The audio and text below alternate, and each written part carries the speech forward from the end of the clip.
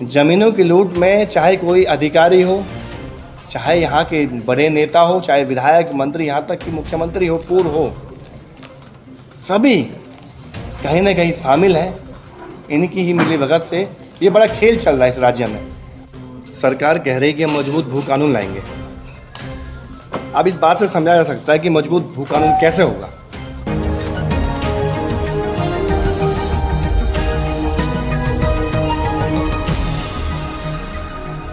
उत्तराखंड में लंबे समय से सशक्त भू कानून लागू कराने की मांग चल रही है। साथ ही भू कानून की मांग ने इतना जोर पकड़ा कि पहाड़ से लेकर मैदान तक अनेकों बार आंदोलन की गूंज देखने को मिलती रही है। कई संगठन सड़कों पर उतरकर सशक्त भू कानून की मांग करते दिखाई दे रहे हैं। इसी मांग पर देहरादून प्रेस क्लब में उत्तराखंड भू कानून संघर्ष समिति ने प्रेस वार्ता की। इस दौरान मीडिया से बातचीत करते हुए संघर्ष समिति के संयोजक मोहित डिमरी ने कहा कि उत्तराखंड राज्य को नेताओं और अधिकारियों ने लूट का अड्डा बनाया हुआ है। पूर्व मुख्यमंत्री से लेकर आईएएस अधिकारियों ने मिलकर उत्तराखंड में मानकों को ताक पर रखकर जमीनें खरीदी हैं। संघर्ष समिति के द्वारा ऐसे मुद्दों को बार बार लाया जा रहा है, लेकिन ऐसे सभी लोगों को सरकार का पूरा संरक्षण प्राप्त है। सरकार कह रही है कि हम मजबूत भू कानून लाएंगे। अब इस बात से समझा जा सकता है कि मजबूत भू कानून कैसे होगा। जब ग्रामीण क्षेत्रों में 250 वर्ग मीटर जमीन खरीदने का प्रावधान है भारी व्यक्ति के लिए, तो कैसे आईएएस, आईपीएस और पीसीएस अधिकारियों ने यहाँ पर 250 वर्ग मीटर से अधिक ज़मीनें खरीदी हैं? कैसे उनके सगे संबंधियों को यहाँ पर ज़मीनें मिली हैं, जबकि प्रावधान तो यह कहता है कि परिवार में सिर्फ एक सदस्य ही 250 वर्ग मीटर ज़मीन खरीद सकता है। तो अपने आप में एक कानून का उल्लंघन अधिकारी कर रहे हैं। जिन्हें कानून का पालन करवाना था वो खुद ज़मीनों की लूट में शामिल हैं। आप इस बात से समझ सकते हैं कि ये रजिस्ट्री है उन अधिकारियों की जिन्होंने यहाँ पे ज़मीनें खरीदी हैं। इसमें आईएएस सोनिका सिंह जी भी हैं जिन्होंने अपने देवर और पति के नाम पे भी ज़मीनें खरीदी हैं। इसमें दीपक चौधरी जी हैं जिन्होंने अपने बेटे के नाम, अपनी पत्नी के नाम, खुद अपने नाम ज़मीनें खरीदी हैं। ऐसे बहुत सारे मामले हैं। आप लोग देखेंगे तो आप इस बात को समझेंगे कि अधिकारी एक तरह से ज़मीनों की लूट में शामिल हैं। तो हमें इस बात का संदेह है, जब अधिकारी इस लूट में शामिल हैं, जब कानून बना हुआ है 250 वर्ग मीटर का, उसका उल्लंघन हो रहा है, तो हम कैसे उम्मीद कर रहे हैं कि इस राज्य में मजबूत भू कानून आएगा? अपने आप में संदेह पैदा करता है। तो हम चाहते हैं सरकार से, जिन भी अधिकारियों ने अनुसूचित जाति के लोगों की ज़मीनें हड़पी हैं, खरीदी नहीं है, हड़पी है, क्योंकि अनुसूचित जाति के लोगों की ज़मीन आप खरीद नहीं सकते हैं। खरीदोगे भी कलेक्टर से परमिशन लेनी पड़ेगी, वो परमिशन भी नहीं है। तो आपने कैसे ज़मीन खरीद ली? आपने गोल्डन फॉरेस्ट की ज़मीन जो सरकार में निहित हो गई थी, उस पर कैसे प्लॉटिंग हो गई? अपने आप में सवाल खड़े करता, फिर वो ज़मीन की रजिस्ट्री हो जाती है।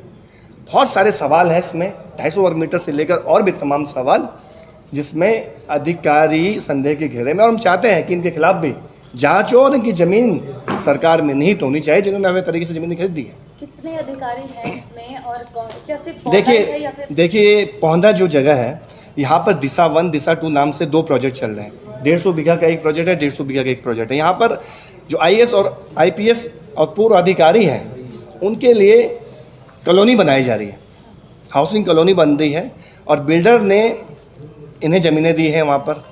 और एक तरह से जो अभी संज्ञान में आया है, 100 से अधिक अधिकारी हैं इस राज्य के जिनको यहाँ पे ज़मीनें मिली, और इसकी जांच होनी चाहिए। दूध का दूध, पानी का पानी होना चाहिए। कौन लोग हैं जिन्होंने 250 वर्ग मीटर से अधिक ज़मीनें खरीदी हैं? कौन लोग हैं जिन्होंने अपने रिश्तेदारों के नाम में ज़मीन खरीदी है? कौन लोग हैं जिन्होंने जाति के लोगों की ज़मीन खरीदी है? कौन लोग हैं जिन्होंने फॉरेस्ट, गोल्डन फॉरेस्ट की ज़मीन खरीदी है? इसकी पूरी जाँच होनी चाहिए, हम मांग कर रहे हैं। ये भी है कि जिसके लिए धनराशि उपलब्ध होगी, वर्ल्ड बैंक ने पैसा देने के लिए कमिट कर दिया था, और उसका पर्यावरण का क्लियरेंस मिल चुका था, टेक्निकल उसकी जानकारी हो गई थी। अब टेंडर होना था 2020 में, है मेरे ख्याल में 2020 में टेंडर होना था। कहने का तात्पर्य इस पुल बनने का पूरी कार्रवाई अंतिम स्टेज में पहुंचा था। वहाँ पर मुख्यमंत्री के एक सचिव ने जियो जारी करके, उस जियो को अगर आप देखें तो उसमें कोई कारण नहीं बताया गया उसको। उन्होंने ये लिख दिया कि ये पुल यहाँ पर नहीं बनेगा। क्यों नहीं बनेगा, कोई कारण नहीं। उस इलाके के लगभग 20-21 गांव हैं, उनकी बाकायदा बैठक हुई और उन्होंने मांग की ये पुल यहीं पर बनना चाहिए। उनकी मांग नहीं सुनी गई। किसकी सुनी गई?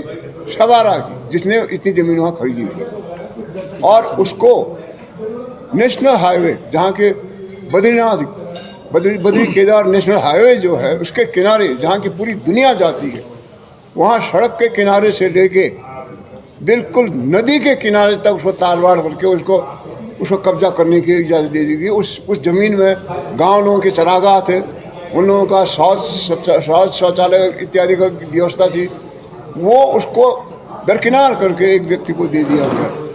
तो ये इस किस्म से अब ये जब मुख्यमंत्री खुद जा रहा वहाँ, वो अधिकारी खुद जियो जारी करा बिना कारण बताए हुए, तो जो अधिकारियों और जो नेताओं की जो नेक्सस है, जो उनको आपस में मिली भगत है, वो आप समझ सकते हैं। उत्तर प्रदेश और उत्तराखंड की तमाम छोटी बड़ी खबरों के लिए देखते रहिए समाचार उत्तर प्रदेश उत्तराखंड, खबरों की दुनिया। जुड़ने के लिए चैनल को सब्सक्राइब करें और लेटेस्ट न्यूज़ अपडेट के लिए बेल आइकन दबाएं।